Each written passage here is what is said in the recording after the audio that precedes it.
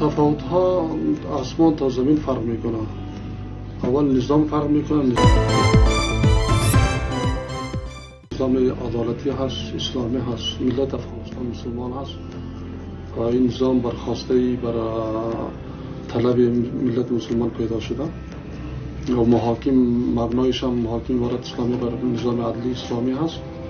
و شما شاهد بودین نظام قبلی غیر از محاکم کلی ادارات فاسد بود، پس بالخصوص تو پس محاکم بیخی فاسد بودن. ما در افغانستان تا قبل از فتح بعد از فتح ما قاضی بودیم. ما 10 سال پیش در محاکم به طور قاضی کار میکنیم. تا هنوز ما سانسور نداریم، قط دست نداریم.